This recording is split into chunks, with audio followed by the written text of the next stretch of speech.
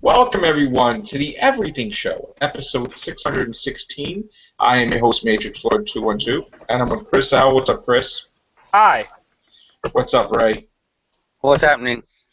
What's up, Scott? Always bet on dragons. All right, so I saw the finale with Ray. Scott didn't see it, or Chris. Yeah. But here's the thing: you guys don't mind us talking about it, right? Yeah, no, Not go at ahead. all. Okay, basically it's like this, Chris.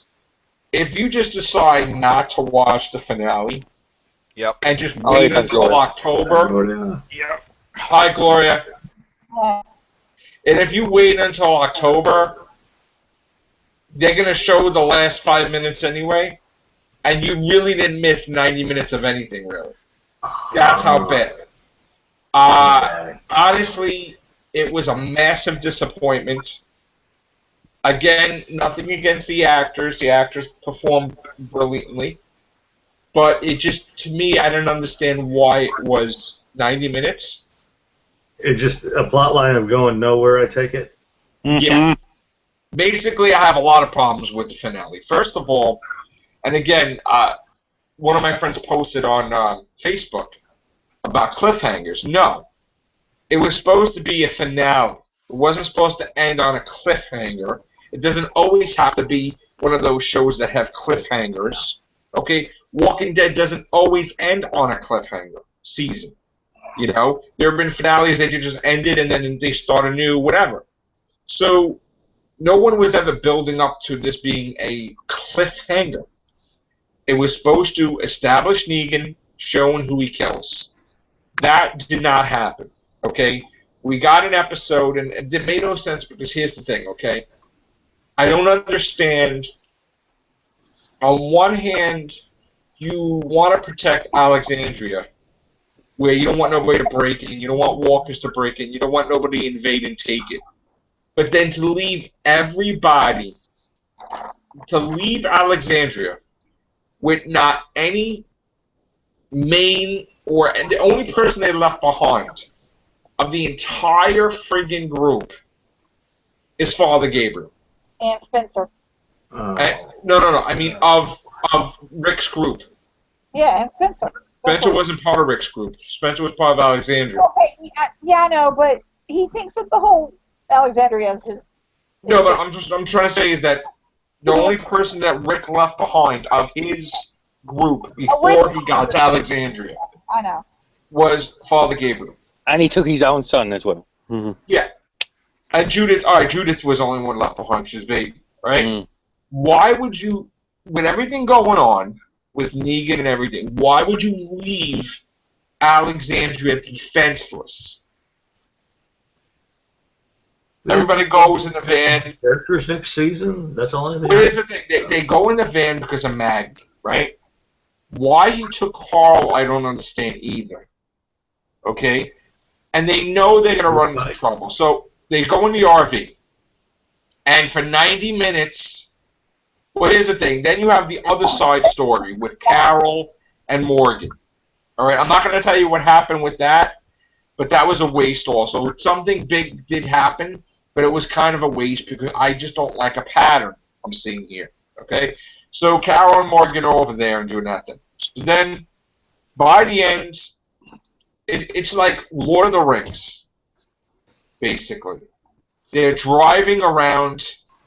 They see Negan's men. They go to another exit. They see Negan's men. They go to another exit. They go to 3 friggin' exits, and Negan's men don't kill them. They play with them. Like, you come here, we're going to kill you. And then Rick's like, oh, we got to go around. You know, like, and then they decide, oh, let's outsmart them. Let's have friggin' Eugene drive the RV, and let's carry Maggie around in a stretcher through the weeds, which really makes no sense. So it ends up, everybody's with Negan, and Negan tells Rick, you know, New World Order, blah, blah, blah. Doesn't curse and say the F word at all. And then we get an off-camera, we see him destroy a camera. I mean, the camera's supposed to be with blood, and you don't know who does. So, again, 90 minutes of crap, a waste of time. Gloria's choked up about it. A lot of people on the internet are pissed off because, again, nobody they was not expecting this to be a cliffhanger in the sense that, you know, now it's like, why do we have to wait 6 months or whatever to find out who dies? And guess what, Chris? They don't have to kill a main person now because one, it's over. Two, Chandler Riggs spoke out about it because everybody's pissed off. He said, "Look, guys," he says, "if it makes you feel any better, I don't even know who died. We all don't know who died. They didn't even film yet, so they don't even decided it yet. That's bad. That is bad because that goes to show that they just ruined. They ruined Negan's entrance, and if he kills, like, say, Aaron, it's a waste. And you shouldn't even waste killing Glenn or anybody on a season opener anyway, which is probably 95% he's not going to die now. Because something happened in the episode. So, they ruined it. Ruined it. And fans are rebelling tonight.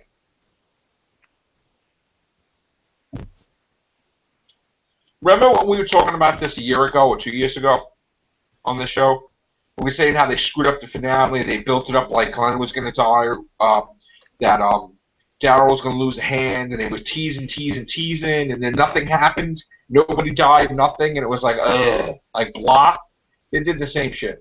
I was saying to Gloria off air on that when and that I was saying we even said a couple of weeks ago that the finale they made the whole crew sick and that. Where's that? Yeah, how could you be sick if you don't even know who dies? How could you be emotionally sick? Yeah, I mean nothing happens. Yeah, you read the script. You kind of get sick. Could it be what, Gloria? Could it be because they knew that everybody was going to be upset about it? But upset about what? Nobody died. No, upset about the cliffhanger and that there was no, resolution. No, they made it like it was going to be revealed who was going to die, and that's not what happened. But of course they would say that's why they were sick, but maybe they knew that it was going to cause backlash with the fans. No, I just, here's the thing I don't understand, right? Why would you get upset if nothing happens?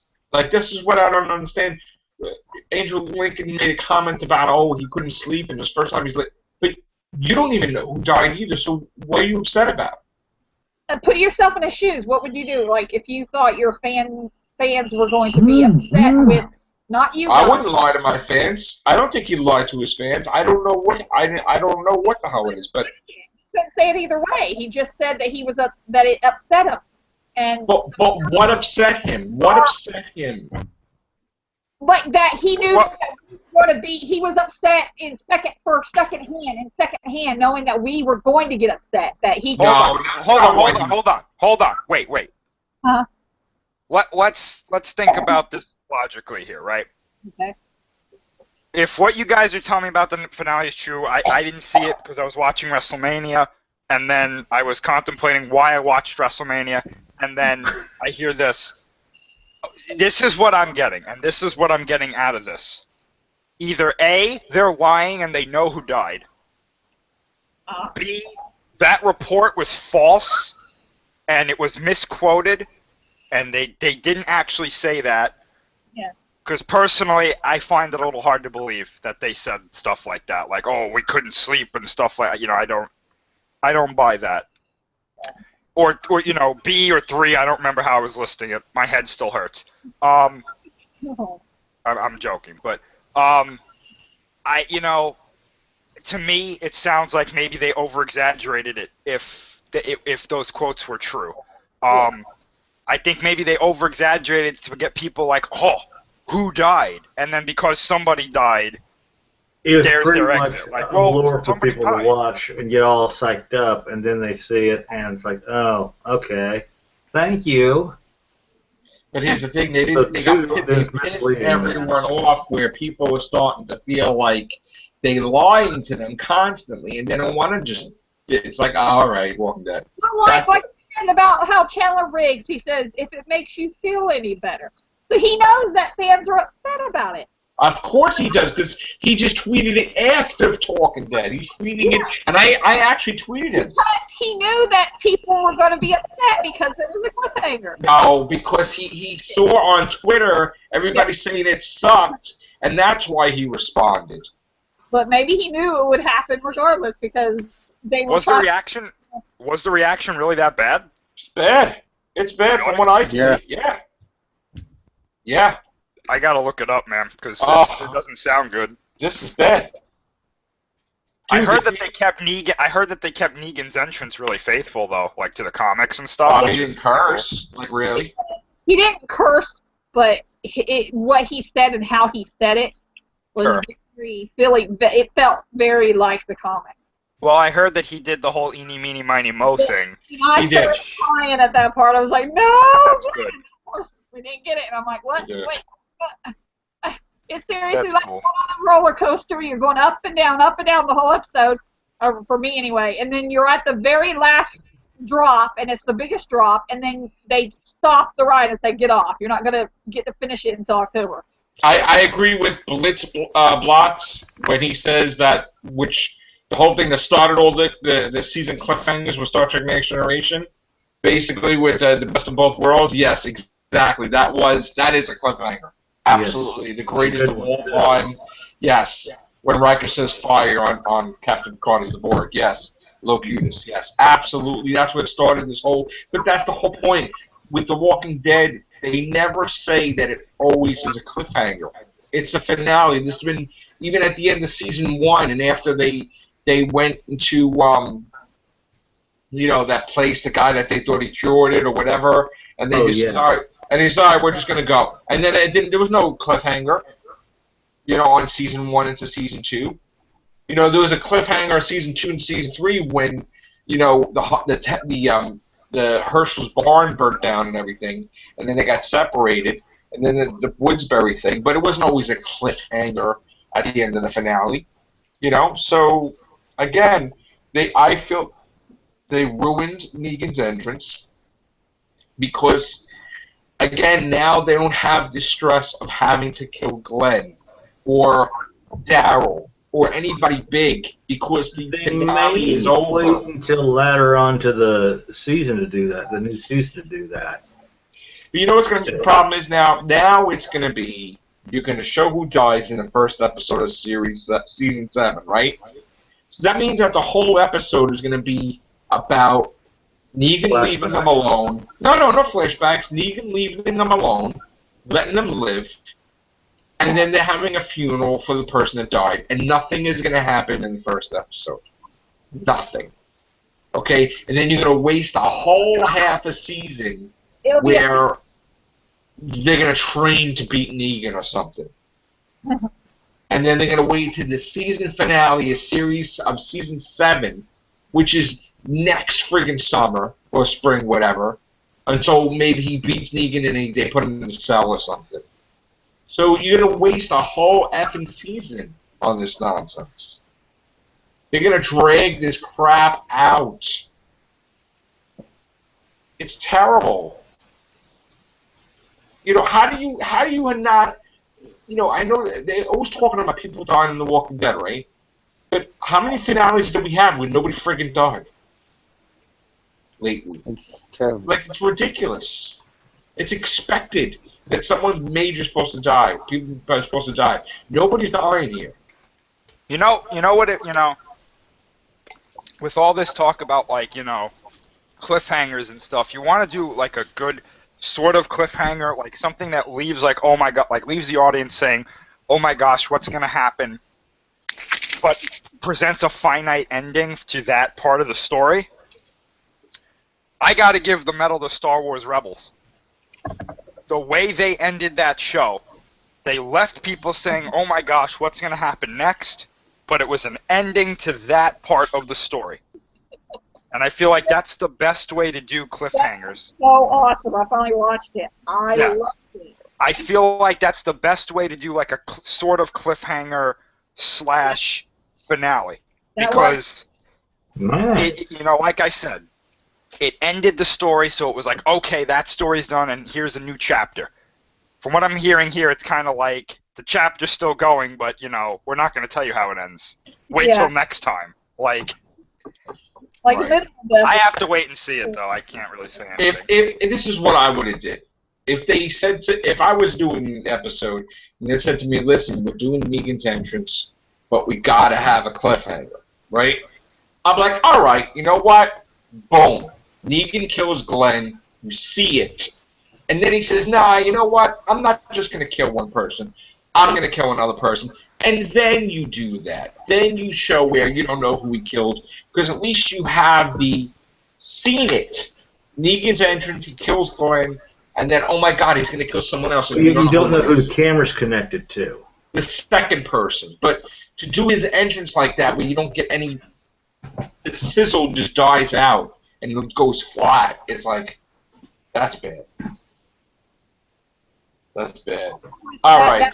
The part whenever he's pointing, you're gonna freak out. I'm telling you, when he's pointing to that. The greatest thing though is that they're like, and here's our leader, and he opens up the RV, and there goes Negan. He comes out of their own RV.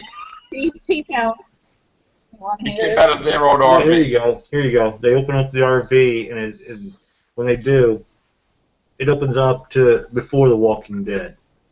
No, but he came out of their RV. That was a joke. I know. That was funny. All right, so besides that, and again, now we're going to go back to the subject that we've been talking about quite a bit, right, Chris?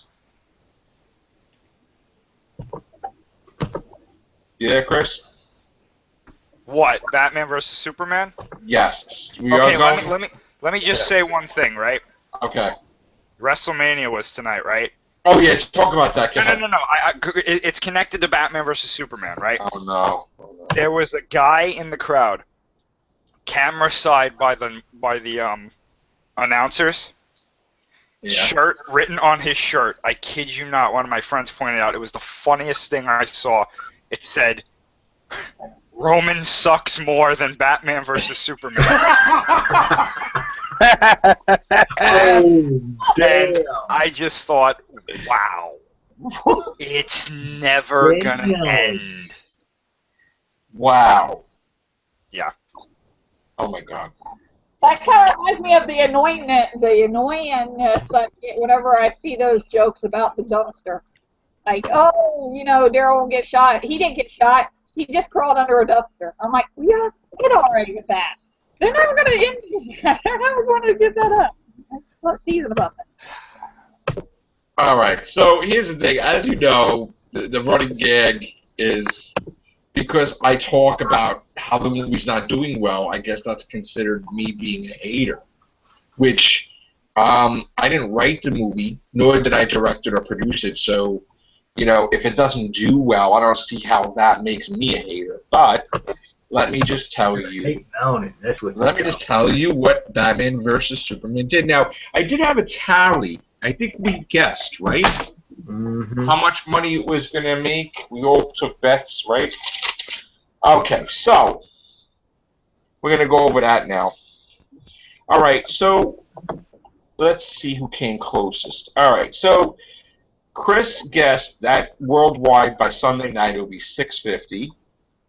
I guessed 565 with a $240 million domestic. Scott guessed 565. Ray guessed 625, and Gloria guessed 565. Okay. So here's what it is. It is 682 worldwide, and it only has 261 million domestically. Now, let me just screen share this for you so people can understand. And me and Chris are going to go over this again. The movie basically needs to make 800 million to break even, meaning break even. That's it. Not a profit, not a success, not a failure, just a draw. Okay. And again, here we got the daily numbers. Okay. And look at how much it drops off. Look each day. You see my little arrow? 12, 8, 7. Of course it gets bigger on the weekend but the percentage from last Friday to this Friday, 81%, the biggest in history of a comic book movie drop from week 1 to week 2. Okay? The movie basically, now when it comes to Monday's figures, keep in mind it's not a holiday, so it's not going to do like 15 million tomorrow. It's probably going to do a couple of million, okay? It's just about done, and the movie's not going to be generating another 400 million, okay, by any means. It is close, but if you think about it, it's still domestically not more money than Man of Steel. Mm-mm. You know what I'm saying? They're coming close to it, man. So, what do you think, Chris? Well, I really don't want to talk about this movie anymore. I know. This is it. I'm going to anyway. I'm not mad or anything. I'm just saying. I think I've said everything I had to say about this movie, but I kind of want to address kind of the things that's going on around the movie. Joe, I want to ask you a question. Anybody feel free to chime in. All right. Let's say you went to a restaurant, Joe. And Okay. you went there. It was a new restaurant, just opened. You ordered a meal. You, Sharon, your kids. You got your food. It was bad. Very bad. You didn't like it, right? Right. So you go out and you tell Scott, you tell Gloria, you tell Ray, you tell me, don't go there. Right. It's bad. The food is bad. Horrible. Okay? Right. And we say, listen, we're going to go because we want to see how the food is anyway. Yeah, nonetheless. Right. You say, all right, okay, you go. We go. Most of us come back and say, Joe, you were right. Food there was awful. The service was awful. The restaurant was dirty. We didn't like it. Right. So now we start talking to a whole bunch of other people, and they all say the same thing. And then you read a review online of the restaurant. It's bad, right? Right. 2.5 stars out of 5. Bad restaurant. Right. Are we crazy to say that it's bad? No. No. Are we haters to say that it's bad? No. No. Okay, so now let me ask you this. You went to the restaurant. You came and you told us it's a bad restaurant. Don't go Right. to it, right? Right. Now, if I go out and I say it's a bad restaurant, don't go to it. That is me being a hater because I have no reason to say that, right? Right. Because you Okay. didn't go. Now, I didn't go see Batman versus Superman, okay? And Right. that's the argument that you can make against me. Well, Chris, you didn't go see Batman versus Superman, so how do you know? I've basically seen the whole movie already From the trailers. online, okay? Right. I knew this was going to be a bad movie. So if anyone who didn't go see it because they knew it was going to be bad went to see it and wasted their money, those people are crazy. I'm sorry, that's just my opinion. You're crazy for spending your money on something you know was going to be bad. If you went to see the movie and you didn't like it, and you're telling people that you don't like it, and there's evidence to support that it's not a good movie, and you're just reporting it, you are not a hater. Right. You are somebody who is expressing their opinion and using evidence to back it up. Correct. Now, here's kind of like the evolution, in my opinion, of how this movie went. Preliminary reviews came out. We're all good. Everyone was like, yeah, DC fans are like, yes, we're going to win this, right? Movie came out. Critics all hated it. Everyone's like, go form your own opinions. Go see it. Okay, fine. Now the movie's out. Everyone's going. They're forming their own opinions, and lo and behold, most of them are agreeing with the critics. It's a bad movie. Now the complaint is, well, you just hate it. You're just a hater. No. No. No. No. Because like everybody, I'm not going to buy my opinion on what critics says. I'm my own. I know what I like. I know what I don't like. Right. I'll go Yeah. see it. And to me, I've seen a few movies where people say, "Oh, this is the best," and I find it suck. And I've seen movies that have been reversed. And what movie you don't like, I might like, or whatever, vice versa. Correct. And the whole thing is that, how does that, because we don't agree with the people that liked the opinion, right? How is that us hating? Because that's not the real opinion. Everybody has different opinions. There is no right or wrong. But in our case, we proved it with facts that, It's like the old saying: if everybody's calling you an asshole, you're an asshole. Like Stone Cold, right? It was like thing with the wrestling. You know, guess what? If like 85%, 90% of the population is saying that this movie sucks. Oh, this is the best. Let me change the subject here for a second, right? Yesterday morning, I believe it was yesterday morning, Screen Rant did an article. Remember I was talking about it, Chris, I think? Yep. I was part of this. Screen Rant puts up this ridiculous article. Actually, you know what? Let's get the article.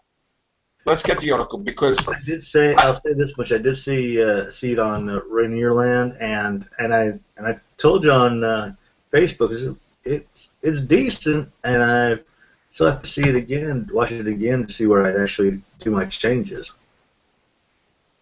yeah, let me just see if I can get the article first, and then okay. They did one article with a complete and utter lie about how it was the #1 movie in history of replay value that everybody is going to see it again of superhero movies. Okay?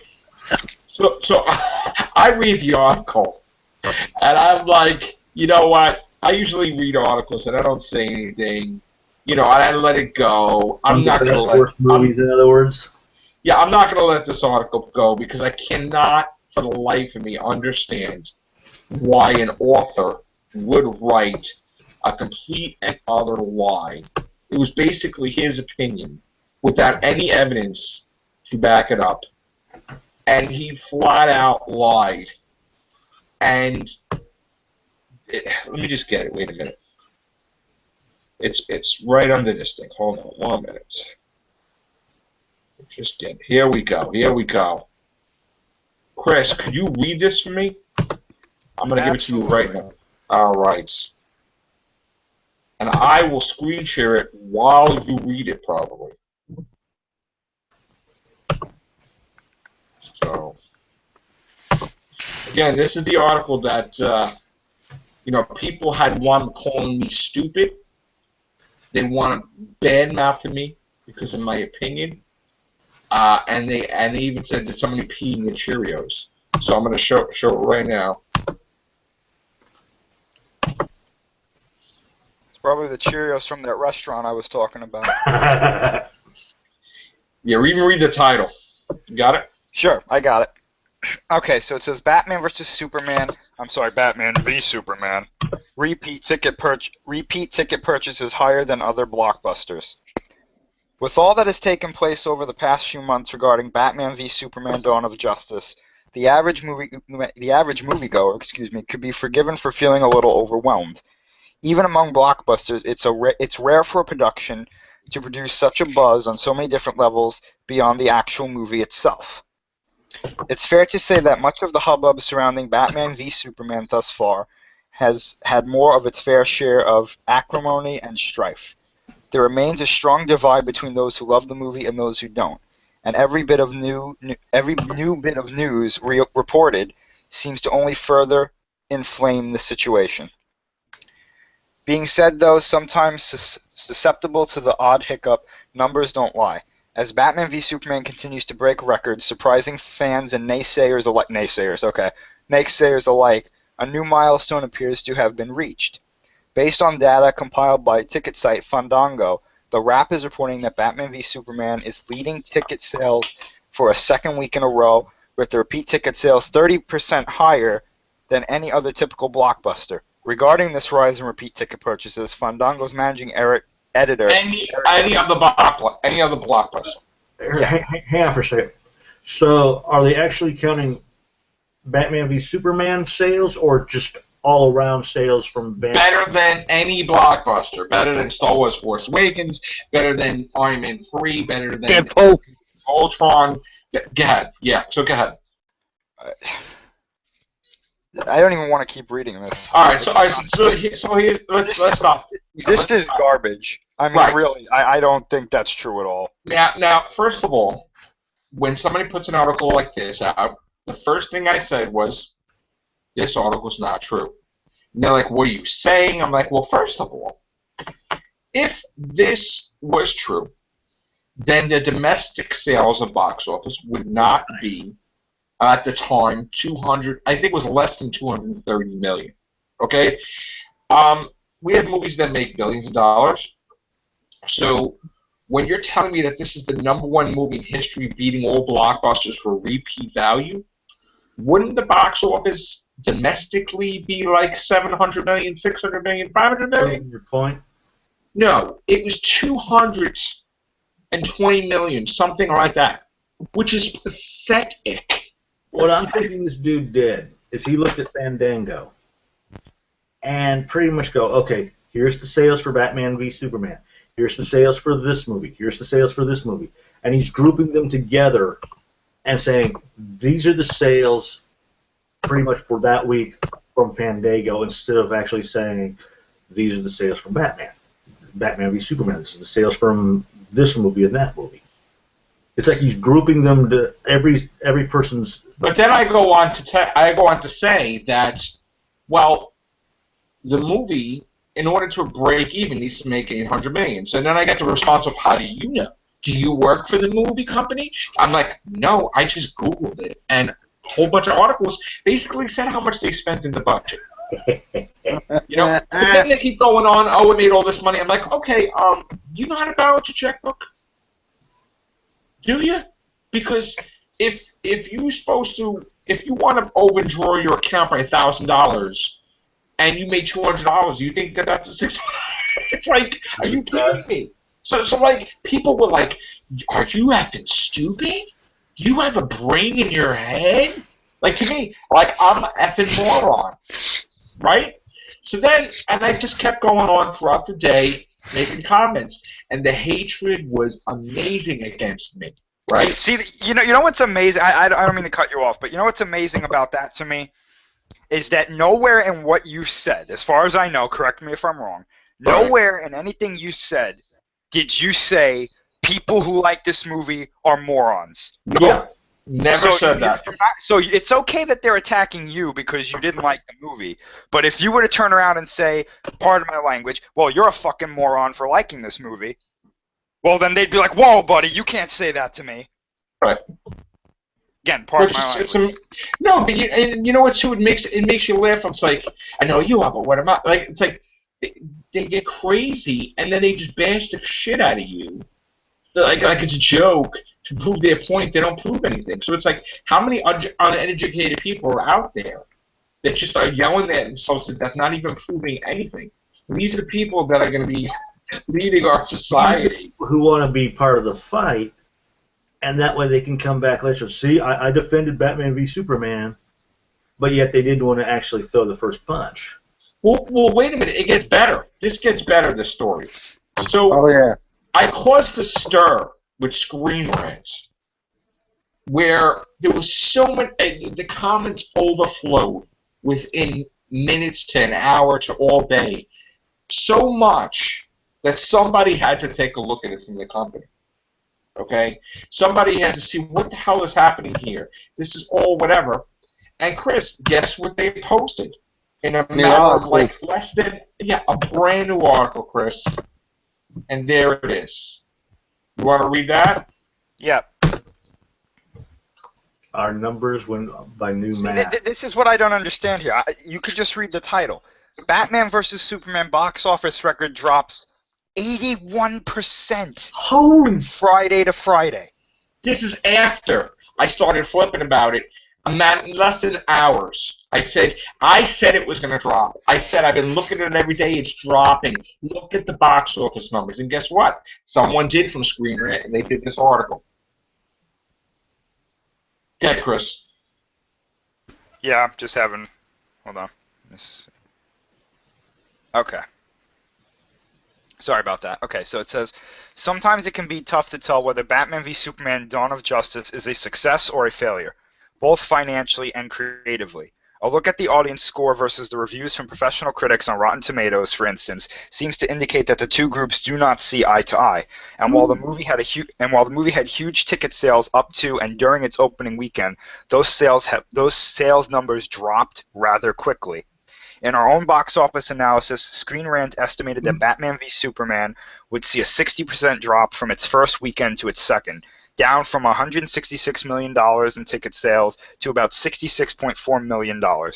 While the strength of its repeat ticket purchases offered some hope that the movie's overall sales would continue to be strong, it turns out now that the 60% drop prediction may have been a little off the mark and not in the direction that Warner Bros. Would have liked. Forbes, which is a very credible source in my opinion, is reporting that the movie has seen an 81% drop from the first Friday to its second, setting an all-time record for the biggest Friday-to-Friday drop for a major comic book movie. As Forbes put it, the second Friday's numbers indicate neither a passionate embrace nor a vitriolic hatred, but merely indifference. Yeah, okay. If that's their opinion, fine. In other words, the movie is not a complete flop by any means, but neither is it a runaway hit. Yeah. Basically, I agree with that. From it. I agree with that. And let me just say this. I've said this before, and this is a controversial opinion, but you know what? When you're making a movie like this, which is not world building, but universe building, you can't have two movies in a row do this. Man of Steel didn't do it quite like this. Man of Steel was okay, but just being okay, when you come to this movie, you need to do better. And I think you need to do that with good movies, too. Sequels should be better. Yep. Or just as good. Look at Ted 2. They decided to go off on a different ride, unlike Home Alone 2, which they pretty much just kept had the same plot line, but just different scene. With this movie, though, when you're trying to build a universe with complex characters that are beloved, that are icons, and don't tell me, and nobody can tell me that Batman and Superman are not icons. When you do that, and you piss people off, and you make a bad movie, one of two things has to happen. You have to get a new director, or you have to change the way you're doing things. And that second one is a multi-step process. I understand that, but if you're trying to make a major universe, let's take Marvel for example, okay? Let's say arguably the first movie in that universe was Iron Man. If Iron Man was just okay, right, and then the second movie came out, when I think it was Incredible Hulk, I'm not entirely sure, that was just okay, but Iron Man was so good, and Incredible Hulk was decent. If the third movie didn't do well, there's a problem.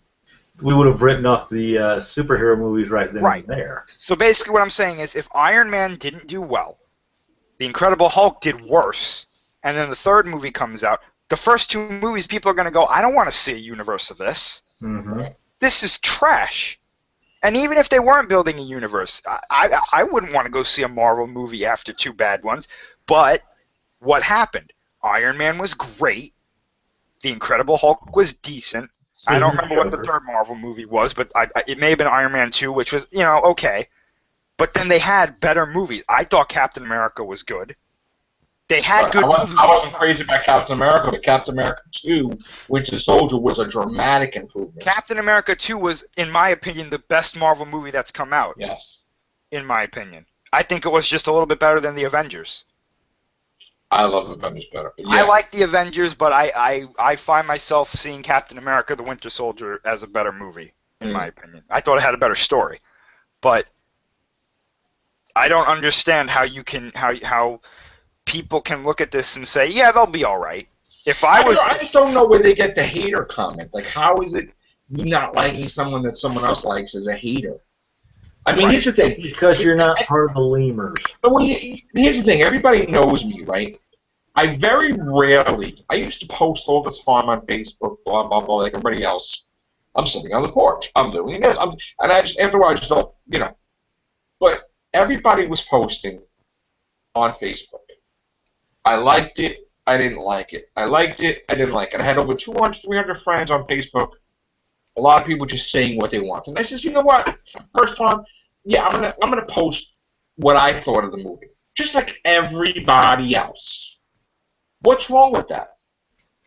Nothing. So by me doing that, the crowd, I pissed off my sister who loved the movie, and my son had to say something, which it's funny. It's funny, but what I think the thing I'm trying to explain is that people post on Facebook all the time. My voice is just as important as anybody else's.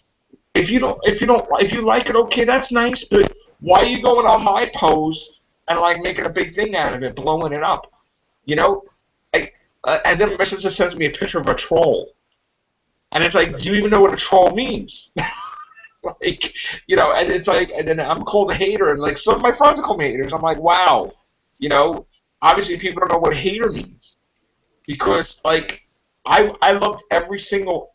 Didn't we have this discussion about I'm a comic book fan? Didn't we have this discussion about I loved every Batman movie? I've loved just about every Superman movie. So one movie I don't like makes me a hater. I am curious about one thing, though.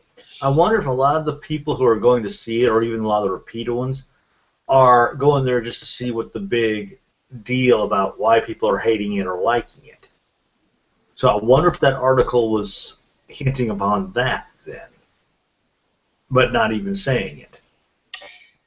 Here's the thing, and we've said this before, it's going to take the second week and third week, right? Mm-hmm. We've seen the second week. Now, it's a little higher than I expected, but, again, it's not going to survive by the end of going into 3 weeks. Third week now we're going to go into. It's not going to jump up. Mm-hmm. It's gotta make Chris, doesn't it gotta make like $1 billion, really? Well, I mean, the reports were saying... $900 million. I mean, to make $800 million, it's kind of not a success. Yeah, I mean, the reports were saying that $800 million was there to break even. So, I mean... Who wants to break even? Do I think the movie's going to be a success? I think it is, but what I think is going to happen is... I think Warner Brothers is going to look at this and go, this didn't do as well as we thought. We need to go back if it never clears, but Chris, if it never clears even $800 million, then it's a failure. By my definition, it didn't. Yeah, I mean, I wouldn't necessarily call it a failure, but I would. But they made a statement that if it doesn't make $800 million, it doesn't break even, so that means it fails. I guess that's one way to look at it. Yeah, I mean. From a purely financial perspective, I guess so, yeah. So, did you hear the news today? I heard something about it. That Zack Snyder wants to have Batman vs. Aquaman be the big thing on Justice League? All right. Oh, God. We must really want to kill this franchise. What do you feel about that, Chris? You know what? At this point, I don't really care what they do. I'm interested in seeing Suicide Squad. I'm interested in seeing Wonder Woman. And I'll give Justice League a shot if they don't screw up the marketing and tell me everything that's in the movie and then piss me off to the point where I'm like, nope, I don't want to go see it. But how could they turn Justice League into a versus movie? Like, I think they can do it very easily.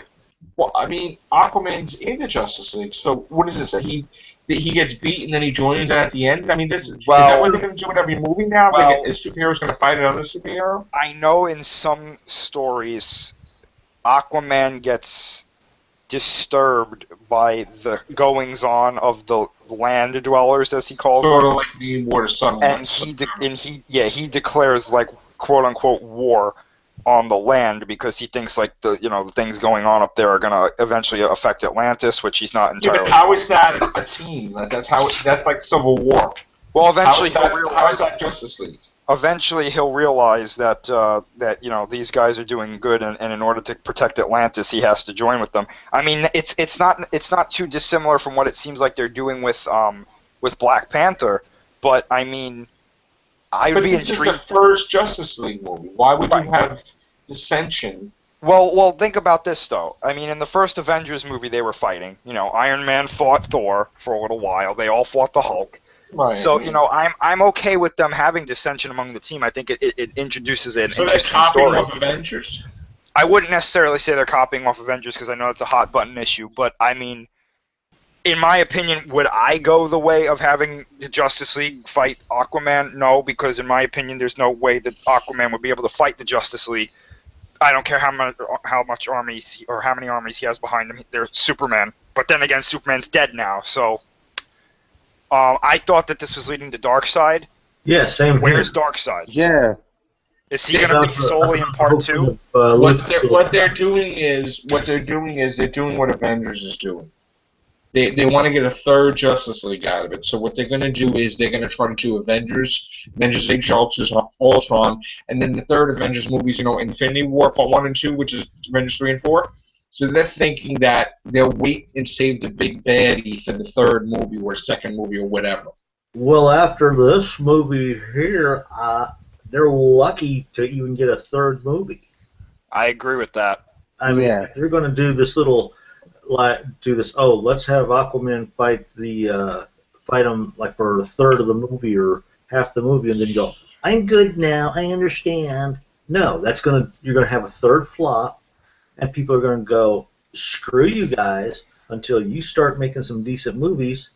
You can have all your decent TV shows and leave the big screen to Marvel, because they what year does Justice League come out? Huh? What year does the first Justice League come out?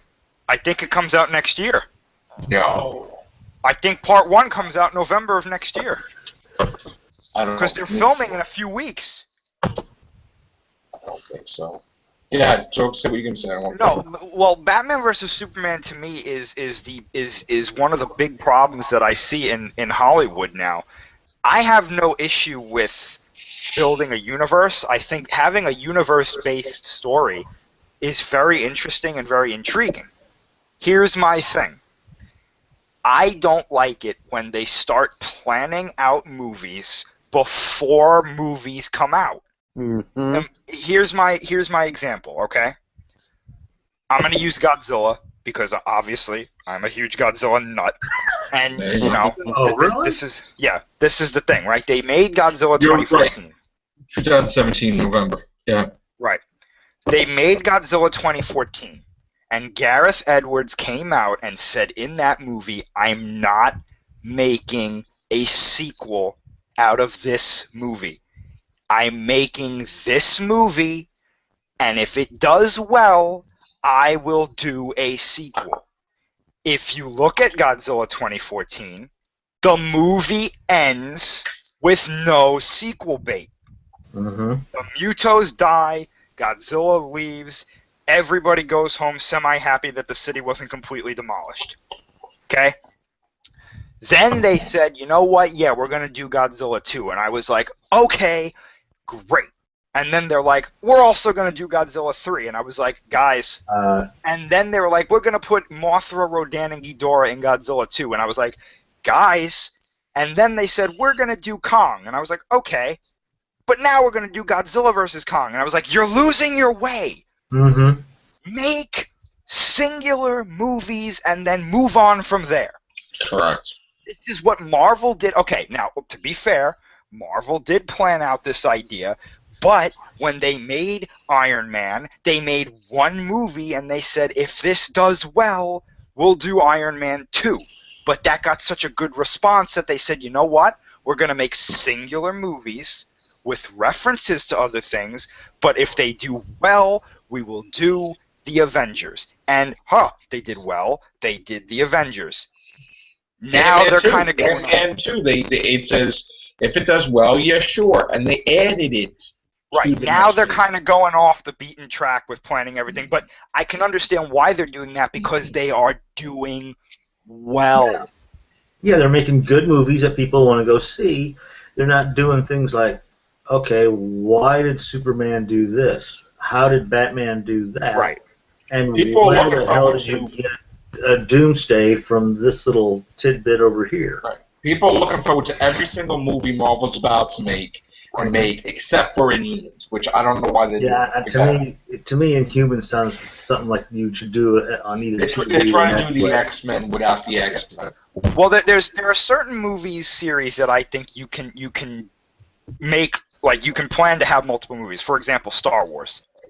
You have 7, 8, and 9. That makes sense, because if you get a competent director and good writers and stuff, you pretty much know Star Wars is going to do well. And even if it doesn't, people are still going to go see it. Plus, you got your sideline Star Wars movies on top of that. Well, that's what I was going to say. That's what I was going to say. I don't like how they're like, we're going to do Rogue One, Han Solo, Boba Fett, Obi-Wan. It's like, do Rogue One. If that does well, do Han Solo. If that does well, then you can do. Don't make all the because you run into one or two flops and then they go, what do we do? What do we do? What do we do? What do we do? And then they screw it up. You can't flood the market if you don't know what you're flooding it with. Look at the prequels. I mean, I hate saying it. Look at the way they did the prequels. Honestly, I don't. I still, for the life of me, I've read comics for many, many years. I reread the Inhumans comic. I really don't understand why they're making an Inhumans movie. I really would campaign not to do an Inhumans movie because I don't really think that has ever, in the history of sales or anything, or even popularity-wise, I can't nobody even, was I like. know I I've don't read a even new remember having Inhumans. I can't even remember if I've even read a Inhumans. I know several of the characters like Lockjaw, Medusa. Right, but it's never really caught on. And the problem is they're trying to make this like their X-Men, because they're trying to kill off all the X-Men and make the Inhumans be the popular thing, but they're force-feeding it Then to the Marvel fans that know better. We've seen how well Daredevil's doing. We see how well Jessica Jones do. Give those. I mean, I hate saying it. Give those. Inhumans is going to be the first flop. Netflix. I'm predicting it's going to be the first flop. Inhumans, but because we also got Luke Cage and Iron Fist, ain't we?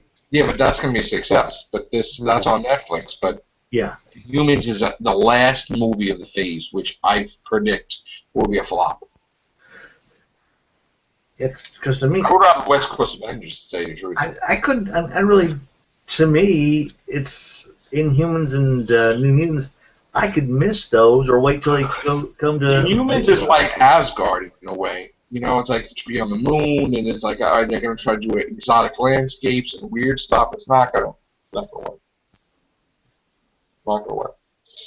Speaking of my favorite company, Marvel Comics, I was talking to Chris today, and I was like, you know how me Chris did the JHU podcast. Jim Hanley's, what's JHU now? It used to be Jim Hanley's Universe. JHU. Yeah. Well, they have two stores. They have one that's around like a couple blocks away, and one in the city. So lo and behold, Benedict Cumberbatch finished filming Doctor Strange, and he just walked right into JHU Comics, right in the front door, freaked everybody out. Nobody knew this was going to happen, right? People were taking pictures. He was taking pictures with the comic. He was in for like maybe about 2 minutes. And then they wound up showing the security footage of him just walking right in. And people started running in with these cameras and everything, freaking out. And even the workers were just like, oh my God. Amazing. Amazing. And it was just an amazing thing that this happens. Like, they're in New York City where they film everything. It's like, they just walk in like, hey, thanks for getting the comic and supporting the character. And, it's just, that was very nice. I thought Benedict Cumberbatch, phenomenal. Phenomenal that he did that. I can't wait for that movie. Yeah, so now Doctor Strange I am looking forward to. Right. Because I remember the TV movie. With right. I'm going to show pictures of them filming in the city of Doctor Strange, screen share, just like the set pics when he was filming. If this works, and there we go. Okay.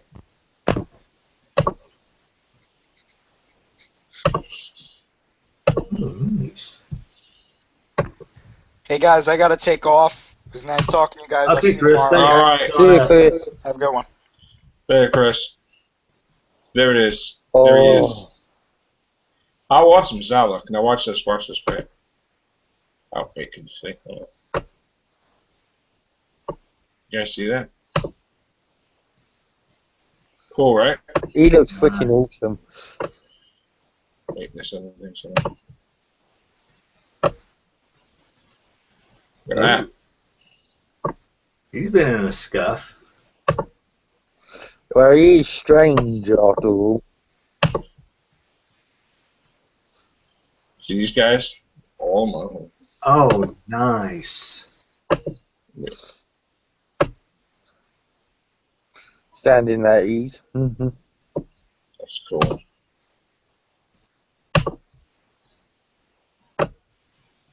Chilling.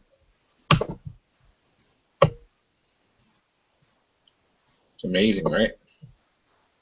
That is just sweet. Just dancing the night away. I'm not being rude. I think that suits him that well. It looks like. That's great. Look at that. And it's hard, man. It's hard to broad daylight film like that.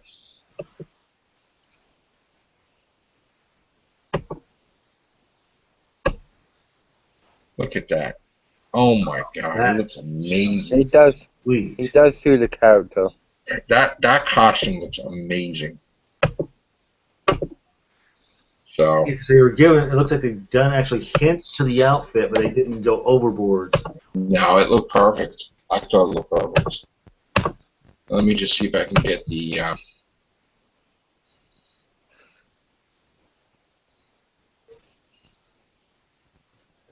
Let me see if I can get the thing about the when it came into the store. Let's see if I can see it. It's as good as Deadpool, then I'm happy. Let's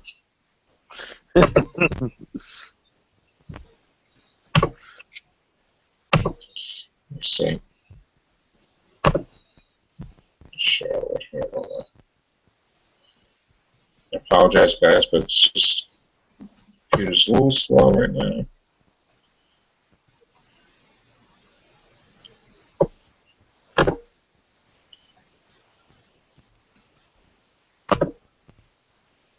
All right, here it is. Just a quick. Alley-oop. Just walk right in the comments. Doctor Strange! Holy crap! Holy crap! Oh crap! Oh my God! Wait, that's great. Wait, hold on, wait. I gotta just show this. Hold on. That was amazing. People were freaking out, man. People, I wish I could show the videotape, but I can't yet. But I might do a podcast at the store. Let me just show you this.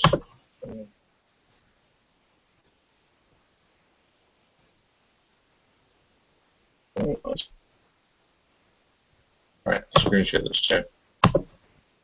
Tell me this is not the greatest shot. Doctor Strange holding a Doctor Strange comic. How